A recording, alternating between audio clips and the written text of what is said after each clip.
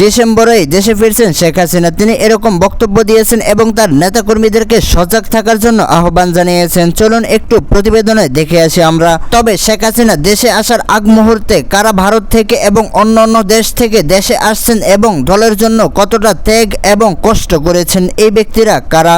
খেলা হবে, আন্দোলনে হবে, এবার খেলা হবে আন্দোলনের মাধ্যমে, এরকম বক্তব্য দিয়েছেন ওবায়দুল কাদের। তিনি দেশে আসছেন শেখ হাসিনা দেশে ফেরার আগ মুহূর্তে, এরকম তিনি স্ট্যাটাস এবং বক্তব্যের মাধ্যমে এটা ক্লিয়ার করেছেন। জুলাই গণঅভ্যুত্থানের সময় ভারতে পিছনের দরজা দিয়ে পালিয়ে গেলেও এখন বর্তমান সময়ে বাংলাদেশে নির্বাচন করার নকশা আঁকতেছেন এবং বাংলাদেশে আসার জন্য তারা ফায়তারা চালিয়ে যাচ্ছেন, এরকমই বক্তব্য এবং এরকম কিছু স্ট্যাটাস দিয়ে যাচ্ছেন তারা। তার ভিতর থেকে কিছু নেতাকর্মীরা এরকম তারা জানাচ্ছেন যে শেখ হাসিনা বাংলাদেশে আসার আগ মুহূর্তে আমরা অতি দ্রুত এবং অতি শীঘ্রই আসতে যাচ্ছি। তার মধ্যে রয়েছে সাকিব আল হাসান, ওবায়দুল কাদের, শামীম ওসমান ও আরো কয়েকজন মিলে। তবে এদেরকে আজকে জানবো যে তারা অবশ্যই কবে আসবেন এবং কি তারা সত্যিই কি বাংলাদেশে আসবেন কিনা। আওয়ামী লীগের দুঃসময়ে যিনি দলকে টিকানোর জন্য সর্বোচ্চ চেষ্টা চালিয়েছেন এবং তার সর্বোচ্চটা দিয়ে দলের পিছনে খেটেছেন এবং থেকেছেন, তিনি এই বার্তা দিয়েছেন যে শেখ হাসিনার আগ মুহূর্তে আমরা বাংলাদেশে যাব এবং আমাদেরকে আমাদের দলের নেতাকর্মীরা এবং বাংলাদেশের মানুষ ফুলের মালা দিয়ে বরণ করে নেবে। তিনি এরকম আশ্বাস দিয়েছেন এবং এরকম একটি বার্তা দিয়েছেন। তবে তিনি জানিয়েছেন যে অতি দ্রুত আমরা আগে আসছি এবং আমাদের পর মুহূর্তেই আমাদের নেত্রী আসছে। এই তালিকায় সবচেয়ে ভিন্নধর্মী ব্যক্তি এসেছেন সাকিব আল হাসান।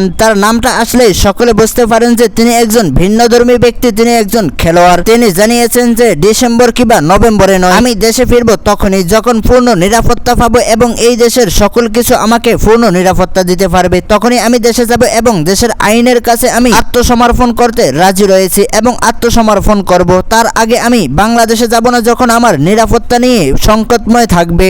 আওয়ামী লীগের অন্যান্য নেতাকর্মীদের মধ্য থেকে একজন ব্যক্তি ছিলেন ওবায়দুল কাদের। তিনি একজন সাধারণ সম্পাদক হয়ে দলকে টিকিয়ে রাখার জন্য অনেক চেষ্টা ও প্রচেষ্টা করেছেন। তবে ভারতে পালিয়ে যাওয়ার পর মুহূর্তে তিনি অসুস্থ এবং মৃত্যুর সাথে পাঞ্জা লড়তেছে, এরকম একটি কথা উঠে এসেছে। তবে এটা কতটুকু সত্য এবং মিথ্যা সেটা হচ্ছে অন্য একটি মোড় নিয়েছে। তবে সূত্র জানায় যে ওবায়দুল কাদের এখন সুস্থ রয়েছে। তবে নেত্রী আসার আগ মুহূর্তেই ওবায়দুল কাদের আসবেন, এরকমটাই বার্তা দিয়েছেন এবং এই দেশের সাধারণ নেত্রীদেরকে এবং নেতাকর্মীদেরকে জানিয়েছেন ওবায়দুল কাদের। খেলা হবে, আন্দোলনে হবে।